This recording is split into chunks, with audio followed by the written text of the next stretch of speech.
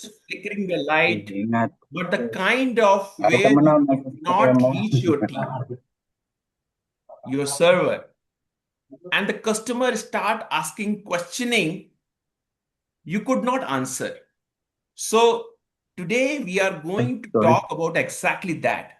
How to keep your operation running when the greed, not only the greed, any kind of communication, your telecom communication, your transport communication, or your electricity grid, to take a break. When you are from a bank or a hospital or a real estate or any telematic company, one thing connects you. That's really important is the energy. When energy goes out, trust goes more faster out. So customer can't, patient can't, monitored, security can't go blind. So not here to scare you all. Just I just wanted to emphasize working on a model for the crisis communication and the business continuity really important, and it is the time, and that we are going to discuss today.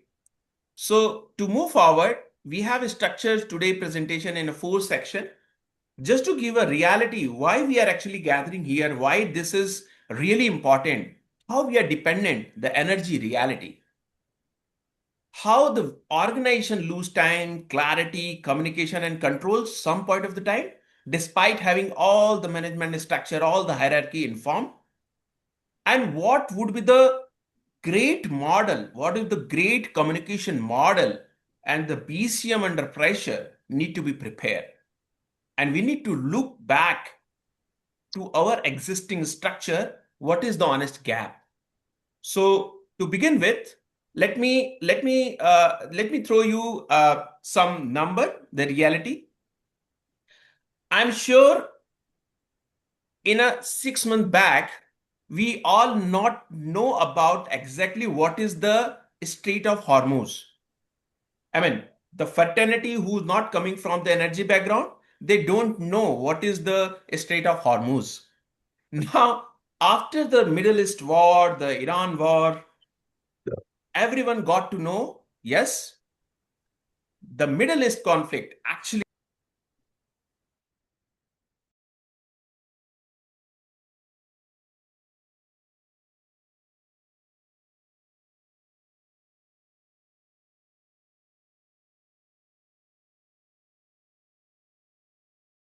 If you if you check the number, the Middle East conflict actually impacted a lot across the globe.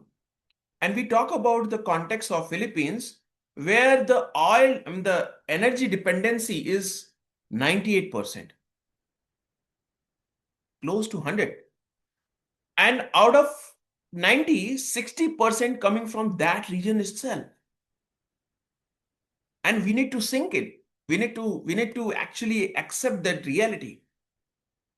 And while saying this, recently the President Marcos has actually signed an executive order and declared the national energy emergency. And this is not only in the Philippines, it is happening everywhere. And that's not the hypothetical, that's the broad reality. It is already done. So let me throw you some example. Let's think about the fuel price. I'm sure after there was a cyclone happen in 2021 in Philippines, that is called Odette typhoon. I remember exactly the date is 6th in December, some day. The prices spike we saw in 2022 after the Ukraine war also, and that actually multiplied the existing fuel pricing. And this time, it not just the price, it's the availability of the fuel, because we are heavily dependent on those imports. So with the president order, that executive order issued 110, it actually targeting some specific service sector. Just take an example of banking. That means ATM offline, branches on the backup power, customer unable to transact. Hospital, the generator running longer than tested, fuel supply become a patient safety issues. For real estate, elevator stalled, security system down, tenant demanding answer. Similarly, telematics, vehicle tracking goes down. And this is not what if, this is now. This is the reality. So, energy disruption is no longer just a facility or engineering issue. It has become a national governance issue with direct consequences going to be happen. It's already happening to the businesses. And that is the triggering point to all the geopolitical instability happen through large dependency on import. So for the Philippines, this is especially critical because the country remain highly dependent on imported fuel. So we need to reconvene, we restart thinking and building our system, how we can reduce, actually start gradually reducing reliance on the import or making self-sustainable. So to just to throw you one question, which one of the following energy disruption pose the greatest risk to your organization operation? If I give you some questions, let's say options. One, global fuel supply disruption. Just I explained the Strait of Hormuz closure. Second, domestic grid stress. That means force outages, tight reserves, and then climate related events. For example, heat wave, storms, typhoons, and lastly, lack of preparedness for energy grid alert.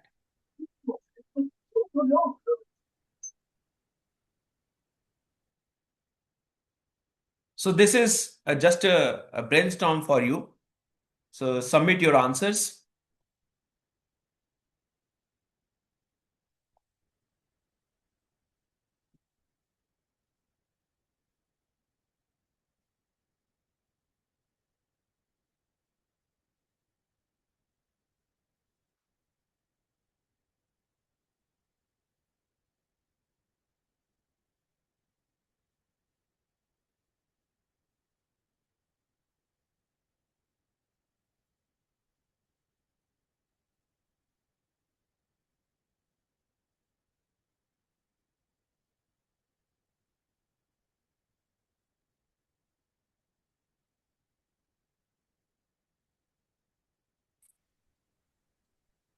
Okay. So Kate, just let me know when I have to move. Okay, great.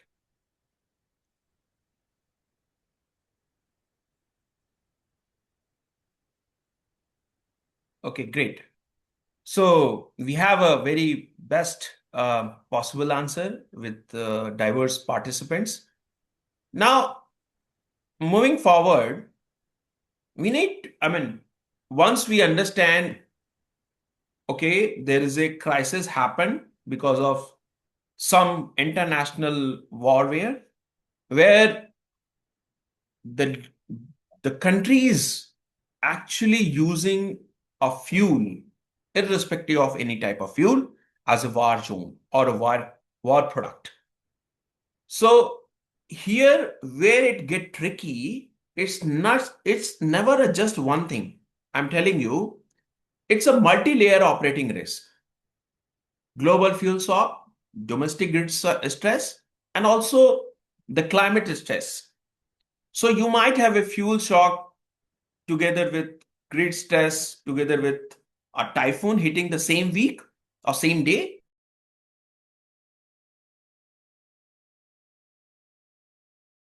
Example of the typhoon which happened in 2020-21 in Philippines.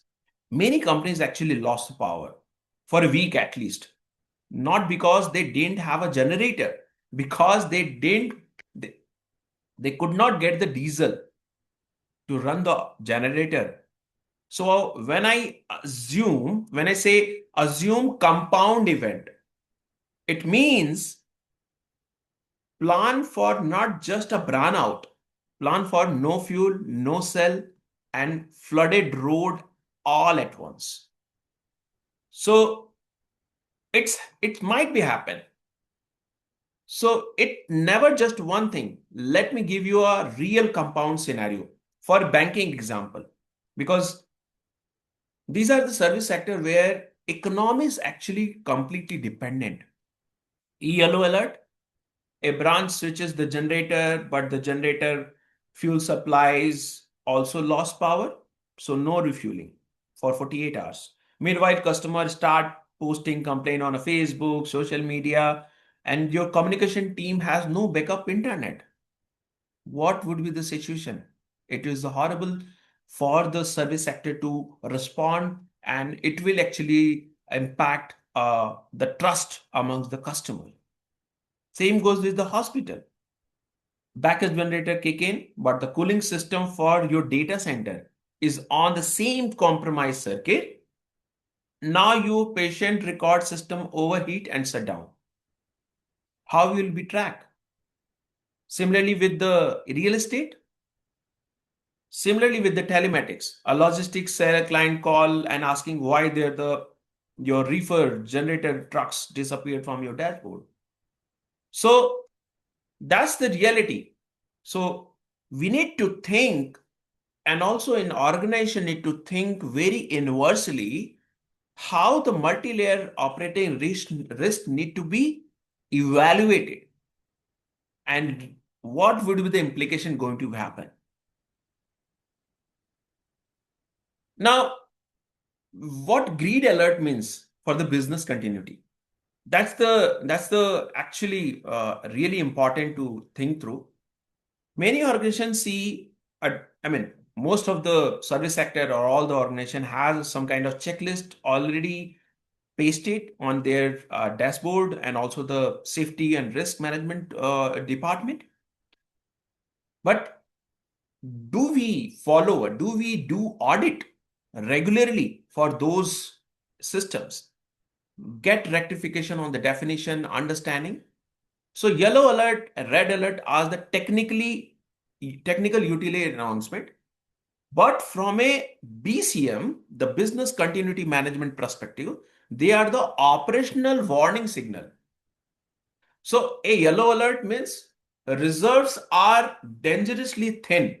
Supply still meet demand, but there is very little margin for additional failure. So this is the time for organization and their responsible person to activate monitoring and review the staffing and confirm the backup and prepare the continuity action. So it's a kind of restructuring, reviewing who is responsible for what, and then redesign their safety system. Similarly, if we talk about the red alert, is a more severe. It means supply is already insufficient and rotation interruption are likely going to be happen. At that point, organizations should already be executed continuity protocol, not starting discussion about what to do. So the key message here is timing, the responsiveness of the team and the responsible person. If the organization wait for red alert because of action or acting, they are already behind the disruption. So mature organization use yellow alert as the trigger point for the preparedness and conduct an audit and redesign their safety mechanism, or let's say risk management. So here is again a one poll. When NGCP declare a yellow alert on 16 April 2026, does your organization had a clear action plan for the 15 minutes, first hour, and first 24 hour? Here is the option. Please respond with your answers.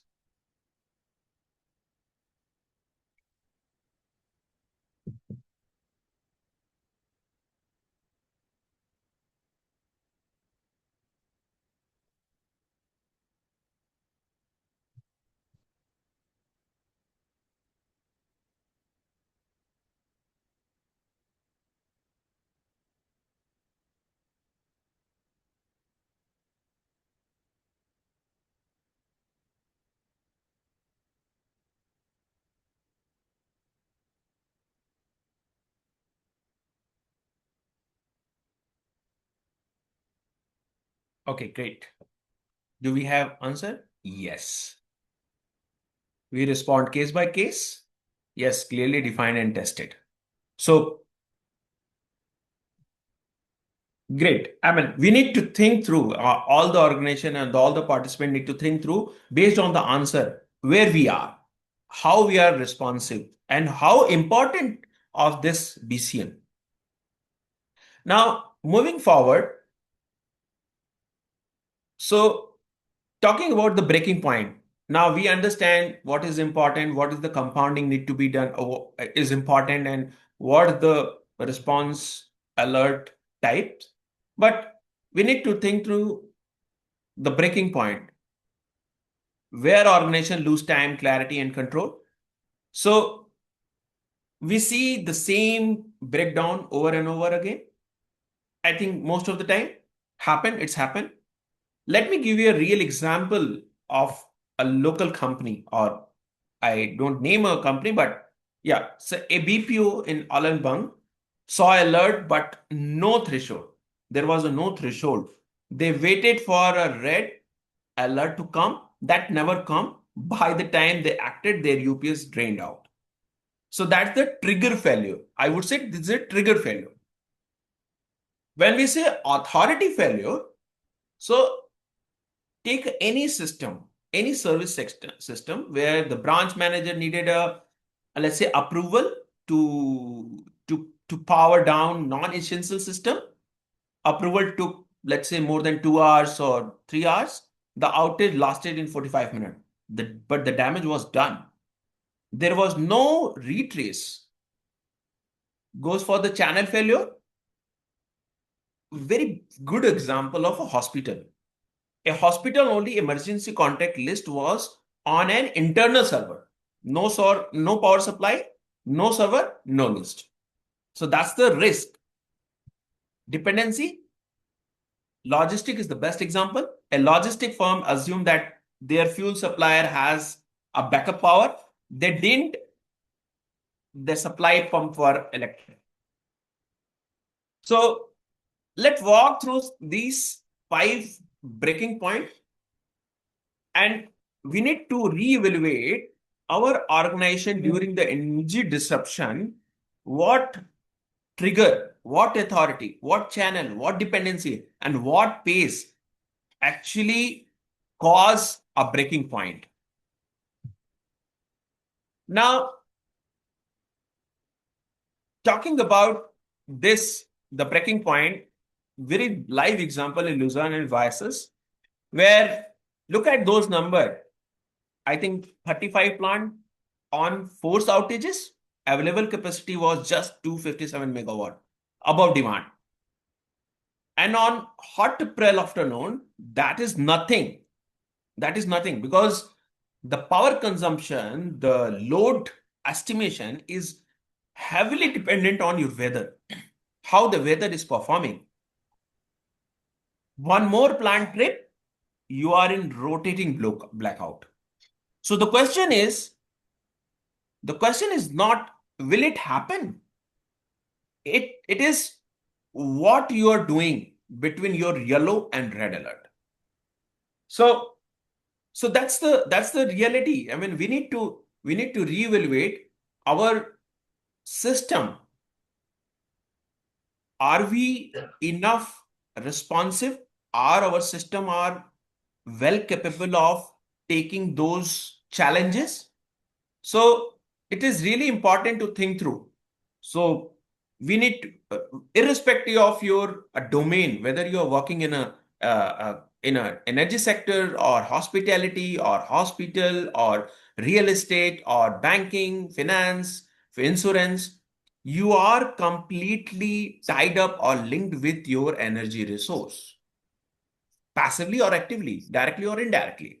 So you need to think through, and your risk management system need to reevaluate their system, how the business continuity need to be improvised day by day, because the technology is absolute and the changes happen every day. Day by day changes happening. So again, So the poll is, what is your organization biggest communication gap during disruption? This is really important to think through.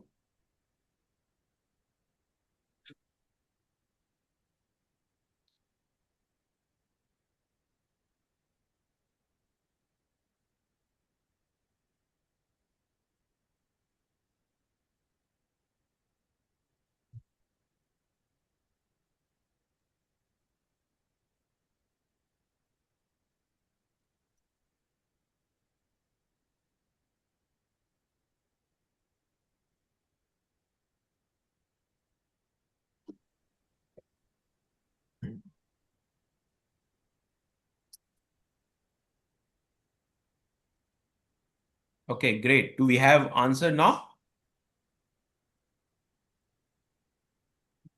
Wow, great. Yes, employee role confusion, external updates, and also the unclear chain of command. Yeah, actually, this give a lot of food for thought where the gap is, what should be done, how it should be done. So just moving forward, you will get more clarity. Now, we need to think the working model. Yeah, it's from the previous poll, it is quite clear that there is a lot of horizontal and vertical communication gap within the system.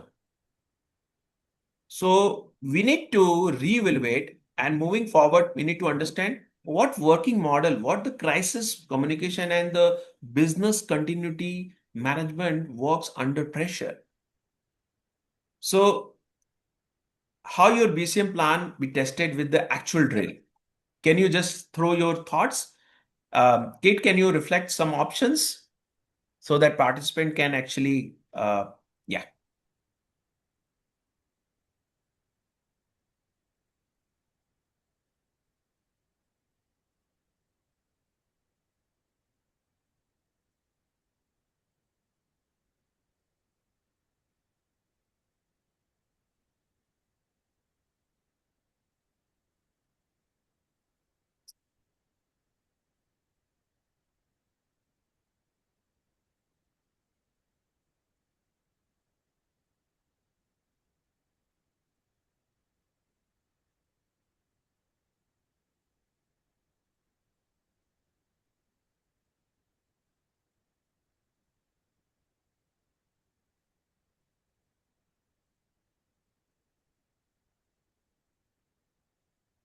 great. Yeah. Yes, full train in last 6 months, planned but not executed, only 2%. Okay, fine. Partially and tabletop only.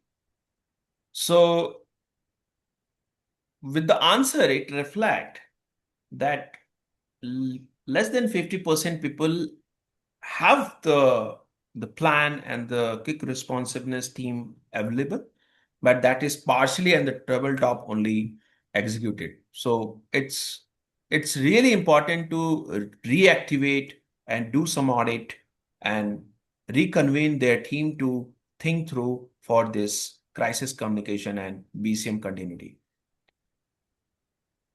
So moving forward, the working model.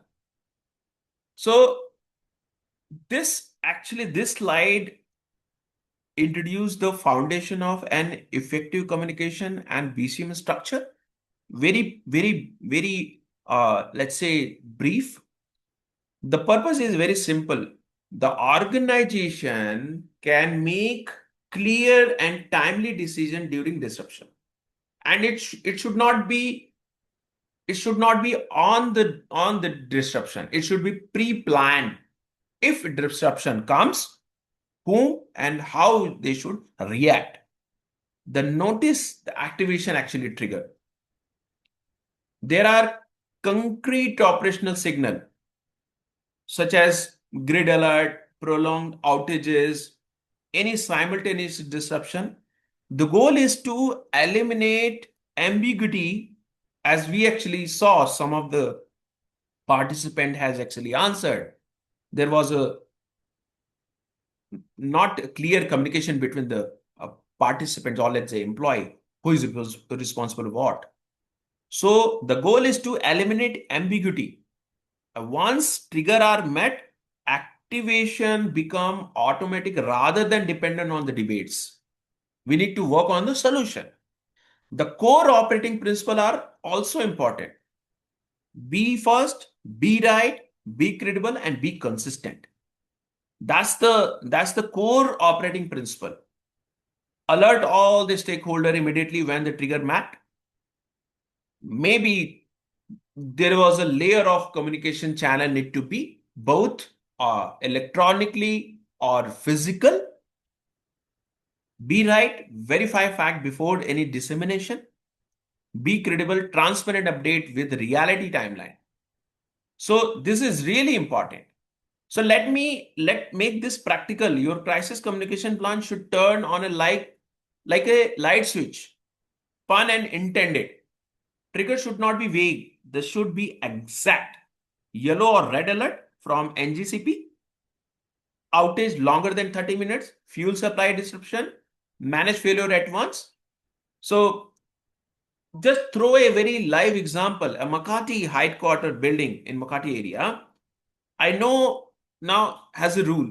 If yellow alert is declared and elevator power fluctuated twice, the BC activated automatically. The BCM activated automatically. So the no waiting for manager or any responsible person to get a feel. Okay, so that's really important. Now we need to think through the role. Every major role must have a clearly defined responsibility, backup contact, communication channel. It should not be that one particular person in a risk management team or the crisis communication team, it should have a similar layering on the information channel to his peer colleague also, or her peer colleague also.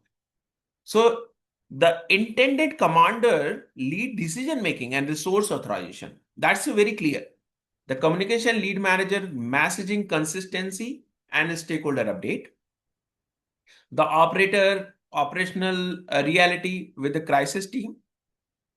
So this mattered because primary system may fail during disruption. The other key communication is assigning named individual, not just title. In real disruption, I'm telling you, in the real disruption, the execution speed matters more than the organization's chart. So organizations should regularly train their individual and validate their responsibility through exercise and drill. That's why many offices has their responsive team of mock drill. Many organizations. Just to give you example in India, recently last week the countrywide responsiveness alert happened through messages. So every cell phone user get a message. So that's a drill at a national level happen. So why should not we accommodate and try to learn ourselves within the system? So you've seen this matrix, right?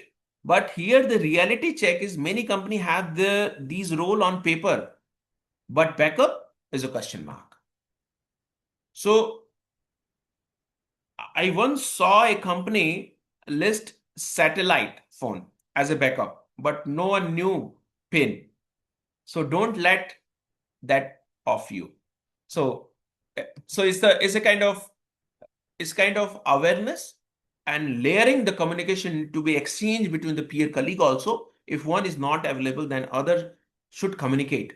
So the role, these all four vertical and the primary responsibility, their backup contact, the primary channel need to be aligned, and the communication need to be very transparent in terms of who does what. And if not someone is available, who is in charge and how it should be responsive.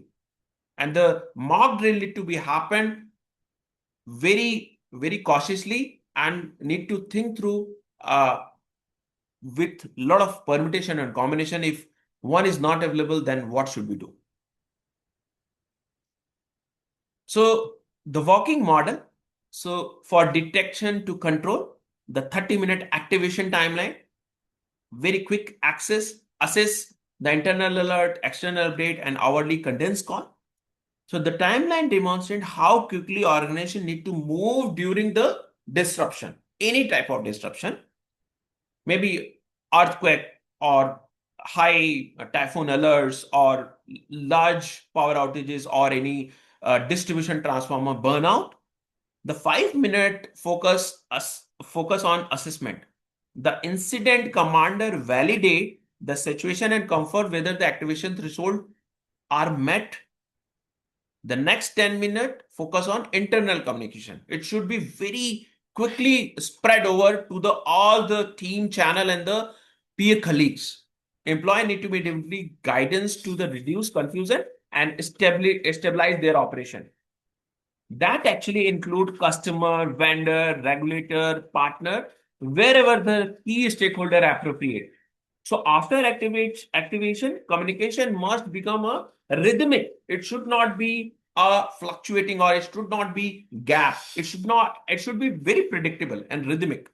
This is why hourly cadence update are recommended. Establish hourly status report cadence till the time the disruption is resolved or established.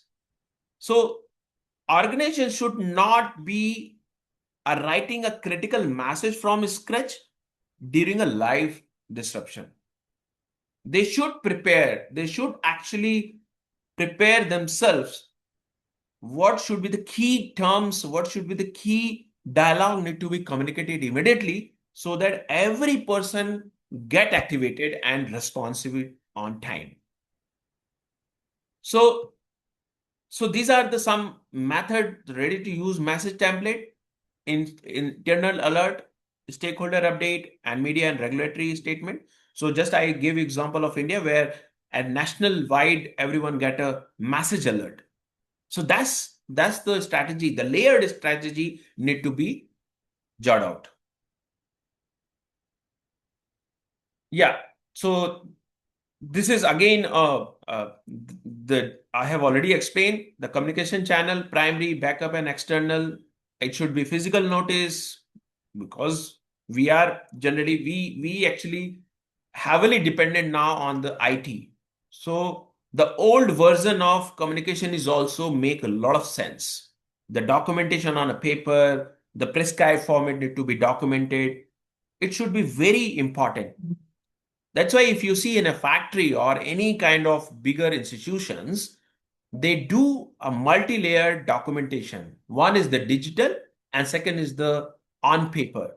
Because once the digital goes off, you have a hard copy on record just to validate, just to take a call what need to be done.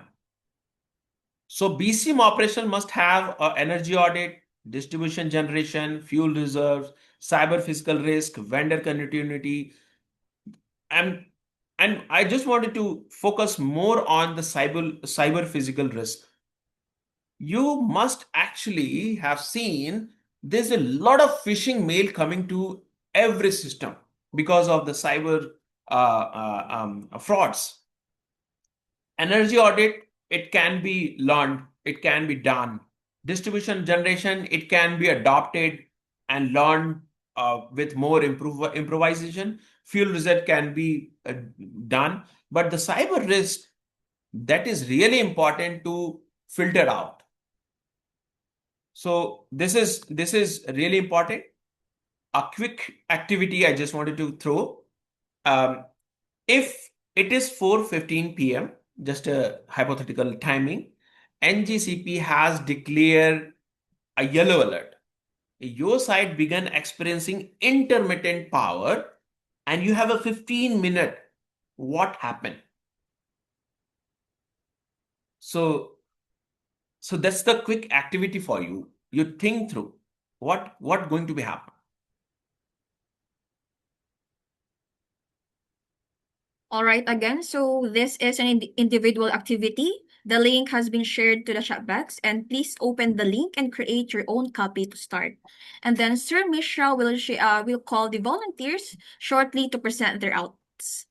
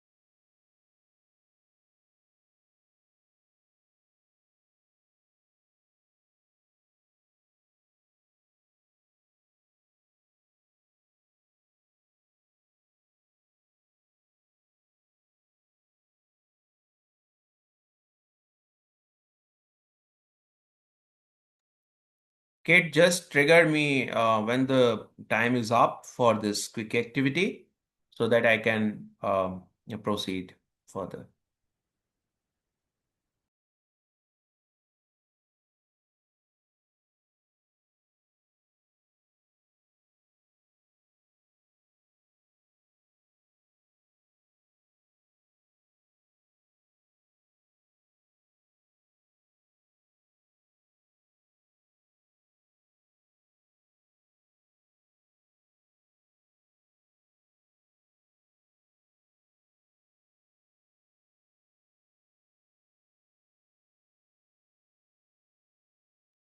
Has everyone followed the activity? If not, please let us know. Thank you.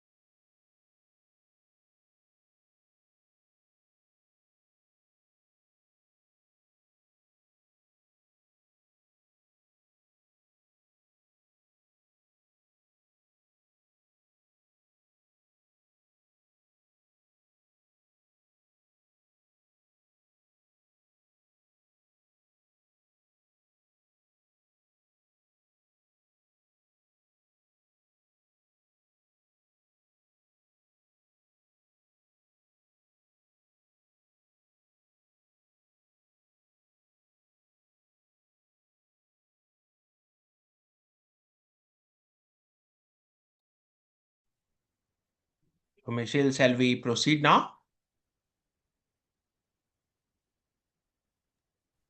Yes, I Yes, think we can yes. proceed. Maybe one of the participants can share. Yeah. So I just request there is a overwhelming participants, and I hope you are enjoying the content.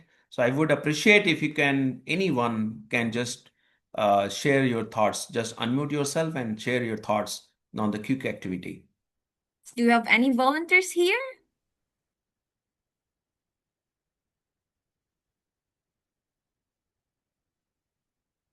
Please feel free to unmute. Okay, great. No worries. I hope you might got understanding why we actually throw this activity just to reactivate your process and start reevaluating. Okay, there was some response over message that we will share. Okay, okay, fine. So great. So now just moving forward, you just go back and try to evaluate now that you have done this activity. Where do you think your organization sit today? And when it comes to the crisis communication BCM readiness, what is your, yeah. So these are the some choices. You can just throw your response.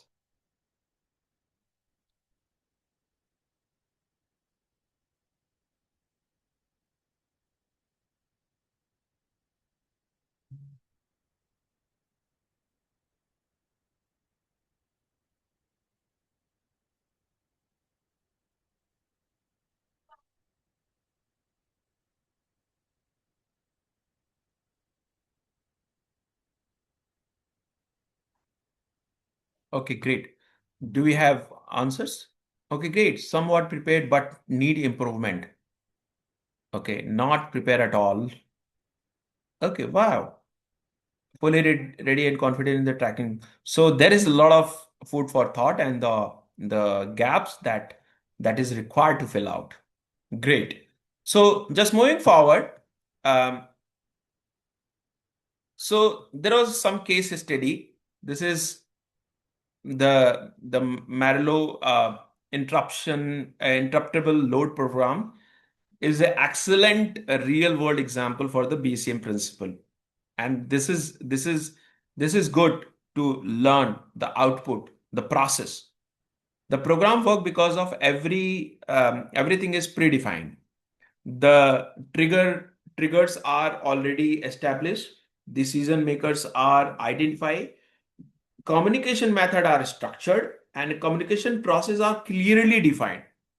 So what makes this important is that mature resilience does not rely on the improvisation. So the organizations participating in the ILP are not waiting passively for condition to improvise. They already know what to do, who decide, when activation occur, and how the communication flows. So this is a very good example, and every organization should learn the process and how this ILP works. The organization does not wait passively for any grid to improve. They predefine decision makers and the structured is triggered.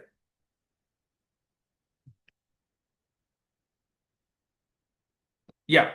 Now, moving forward, a case study on the global crisis of power outcome, where what effective crisis communication look like in the widespread spread or disruption. First, they clearly identify cause of the disruption.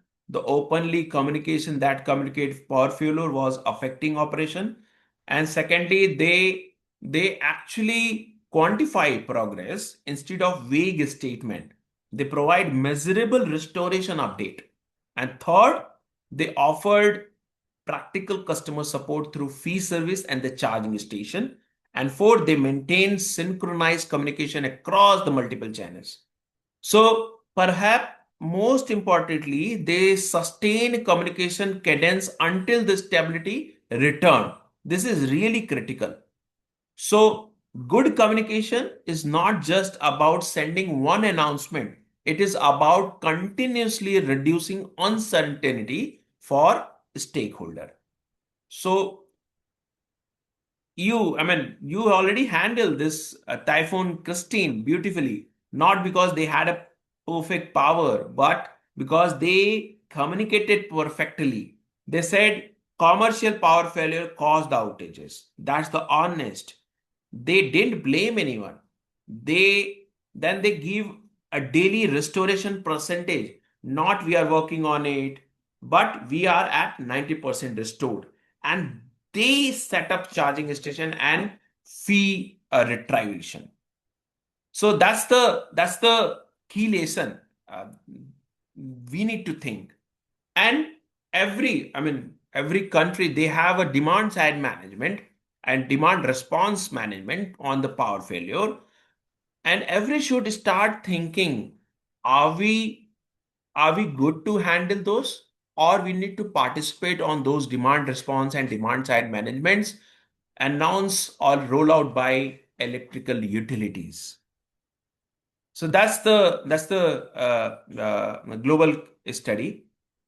Now moving forward on the honest gap, we with the poll, what we understand there is a lot of gap. We understand there is a lot of horizontal and communication gap. There was some predefined risk management strategy already on paper, but it's not acted. There was some old. There was a confusion and ambiguity between the role and responsibility. So this is honest gap, and what Ramon expressed and untested, and what next step need to be take. So just walk through with the one poll.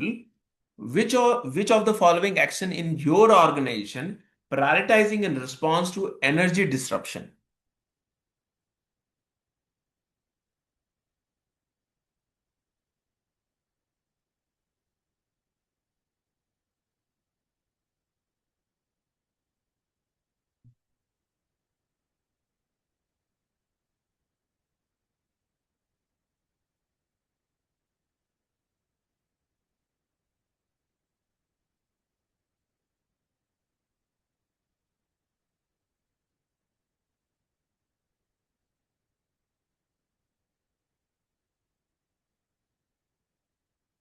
Yes, I hope um, you able to answer. We need to quickly wrap up. So yeah,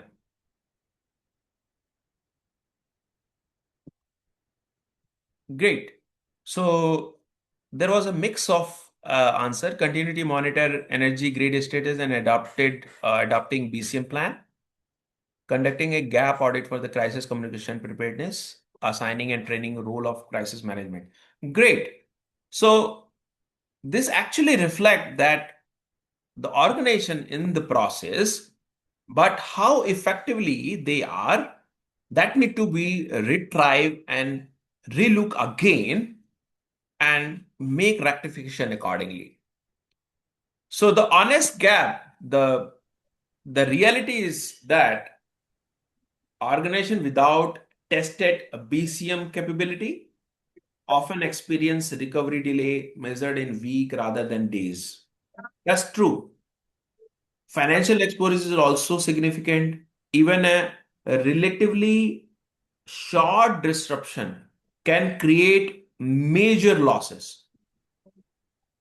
So, not including reputation, impact, recovery cost, or lost revenue. So, if we talk about if we talk about in 2026, energy disruption demonstrated in that resilience is now become a competitive differentiator. Organization that recover faster maintain customer confidence and operational stability. So it's true that statics that we actually showing also highlight a broader national issue, and we as a individual, we as a let's say responsible citizen, we know how after this war, we know how the other country who actually provide a fuel to the nations for their operations can act as on a different note. So it's not an individual issue, it's a national issue. So many organizations still lack formal BCM structure despite increasing disruption risk. At the same time, the customer react negatively when organization fail to communicate effectively during the crisis.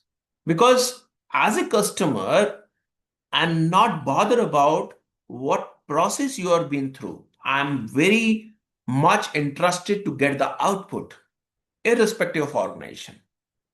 So it's really important to quantifying the organization gap, the the true exposure.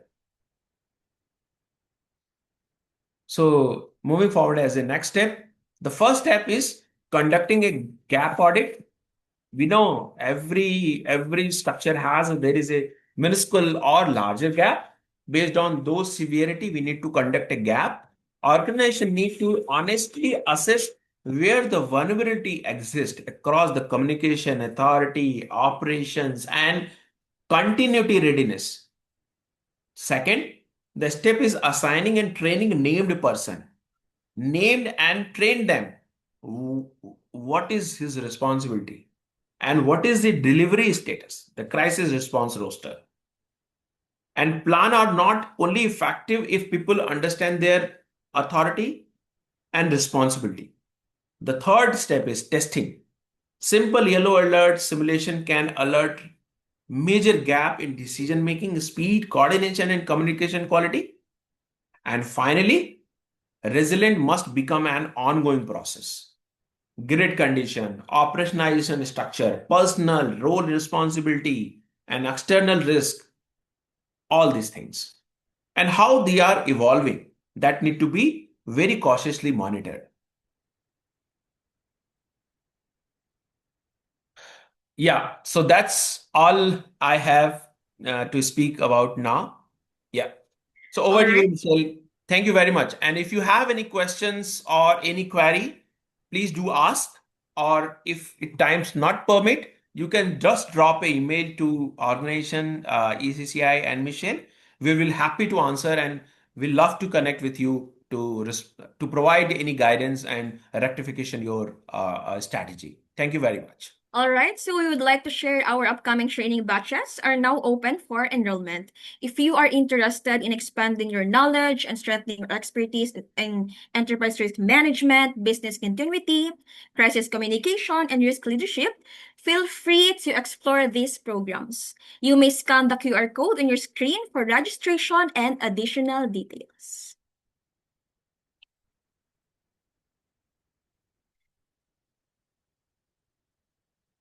All right, so thank you, Sir Mishra, for that very insightful discussion. We will now open the floor for questions. Feel free to type your questions in the chat box or unmute your mic, and we will try to address as many as we can.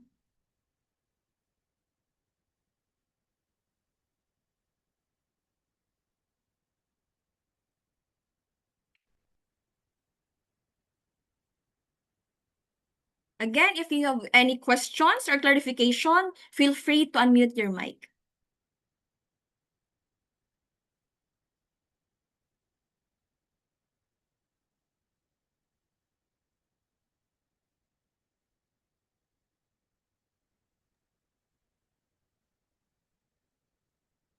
Anyone?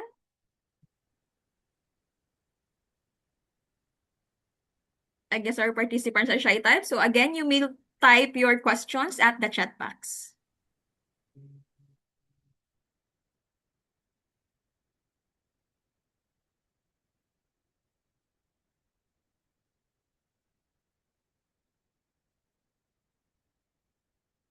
Here a question from Annabelle Eco. Yes. Do we need to design crisis response for every scenario, even if the likelihood is low? Yes. You never know how the likely low is low. What is the parameter? And how the critical key element actually triggered to a mutual effect to the associated, let's say, issues. So the crisis response need to be prepared for whole scenario holistically. It should not be a bottom up. It should be a both approach, bottom and also the top down. So every response, you never know how the low, what is the percentage of low, what is the rating of low, which actually does not have an impact or mutually impact other associated element. So it's really important to think through what likelihood actually categorize, which sector it goes, and how you need to redesign their impact. The moment you understand their impact, you will start filtering out, okay, this might not impact some of the critical issues which actually make happen the failure. So yes, the crisis response is really important to evaluate for every scenario, just to distill or filter out the mutual impact with the one specific issues which is likely to happen.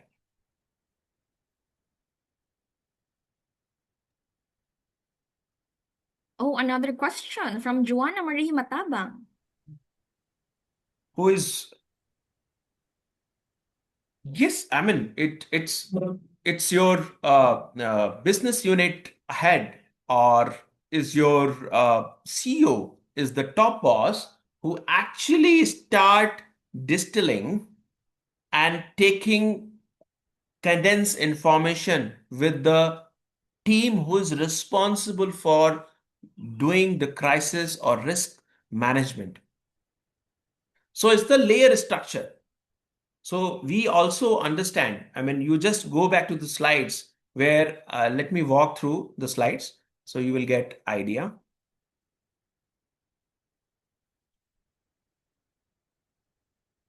Yeah. So incident commander, the CEO, the operation director, satellite phone or SMS, the communication lead, the PR, the marketing director, the operational licensing, facility, IT director, the external spokesperson, the legal counsel, and the senior executives. So the commander in chief is your head, and he is take a call and align with the team who is responsible to design and implement the crisis risk management and the BCM. Hope that's make clear to your queries. All right, another question from Julie Aryan Cadiz.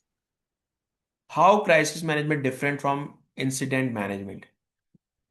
Yes, the crisis management and incident management. So the incident is already occurred. The crisis might likely to occur. So that's the difference. So crisis need to be, it need to be relooked in different lenses. The crisis management, it actually trigger to impact your operation, your service. And incident management, it's actually happened. Some incident happened. How need to react? How the first, second, and third responder to react? Let me throw a very live example. For example, you are working in a banking sector and you are responsible of, let's say, your IT domain. And IT domain, 70% is backup by your battery. And some or other, let's say, crisis in terms of heating happen, you manage that heating, but during the heavy load, the battery is actually burned out. That incident. Now you need to design your incident management, how the person need to react, because the battery is a chemical phenomena and it actually hamper the person, the responsible person who is going to handle.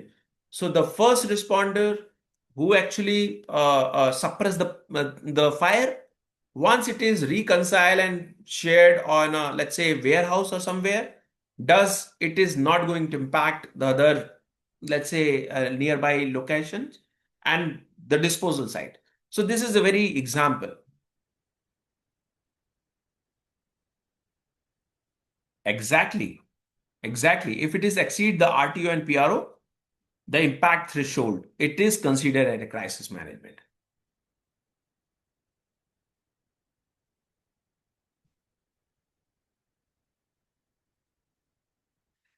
Power management, yes. So see, we 100% rely on the IT and the power. So the BCM plan that we generally happen in any domain, irrespective of domain, is a domain agnostic. We are heavily, because every operation actually runs on the power, right? So the power outages, there is a two type of power outages happen. One is the utility already predefined that there is a power outage going to be happen in the scheduled timing. Then management start preparing their day and the operations, and they actually assure what is the backup behind during the power outages. That is the predefined, and it can be scheduled, it can be pre-planned and activated to their risk and crisis management. But in terms of, let's say, unlikely event, for example, typhoon occurs or earthquake occurs or there is a blast in the power plant and there is a sudden power outages, in that scenario, the crisis and risk management need to very quick responsibility what should be done, because it was triggered uninvited, right?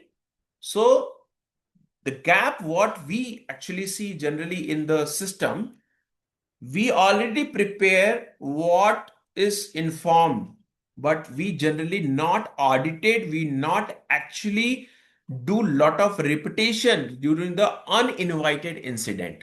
So we need to prepare ourselves on a both scenario, and the mock drill and the preparation, the training, communication, it's really important to conduct regularly.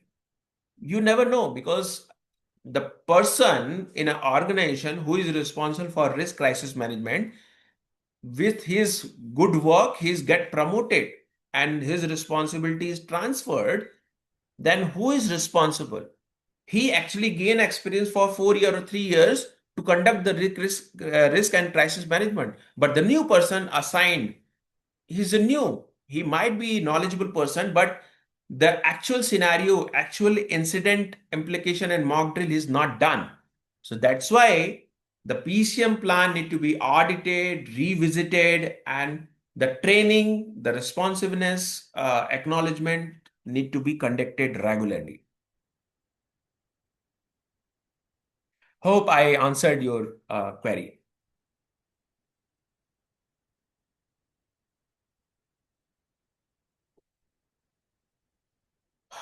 Okay, great.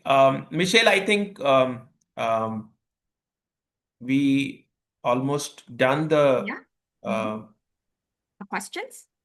questions. And if at all any questions comes up, please do share. I would be happy to answer through mail or any through LinkedIn post or anything. Yeah. All So right. with this, thank you very much and welcome you all for a continued discussion on this topic to get more clarity on the subject. Thank you very much. Okay, so now we are excited to draw our raffle. So we will have a 3 lucky participants who will each receive a 20-minute free consultation with our BCMP expert for their organizational business continuity queries.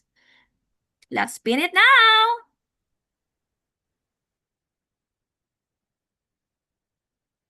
Hey, so we have Miss Eva Cruz. Congratulations!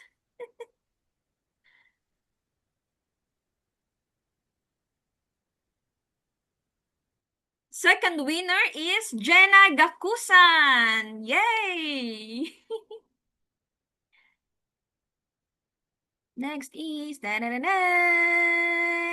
okay, Miss Radeline Bulaong. So congratulations to all our winners. We will coordinate with you after the session for the details. Thank you to everyone who joined the raffle. So if there are no further questions, we'd like to thank everyone for joining us today. We hope this session has provided valuable insights on strengthening your organization's readiness for energy disruptions. So before we have a proper closing, can we open our camera for a quick picture? Would that work all right? There, great. All right. How about the others? Oh, so I can see handsome faces and handsome and pretty faces there. How about the others, especially our winners? Okay. On a count to three. 1, 2, 3, smile. Can we do a thumbs up? Okay, thumbs up. 1, 2, 3, smile. All right, great. Okay, so before we conclude our session, may we kindly ask everyone to answer the quick feedback? So it has already been shared at the chat box. Your inputs are highly appreciated. Thank you, everyone. And please don't forget to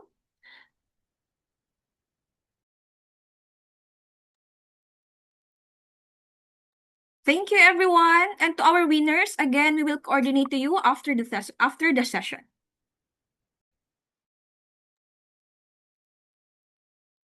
All right, so the survey link has been shared to the chat box already. Again, we would appreciate your inputs for this session. This will help us to improve our future trainings through the help of your feedbacks. Once again, thank you and have a good day.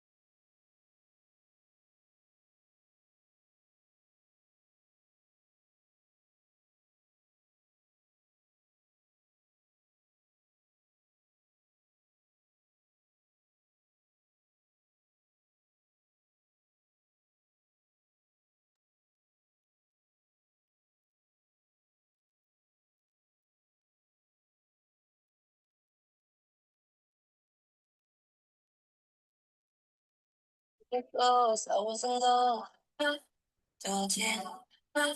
Kiss okay. Given the ground, I didn't know.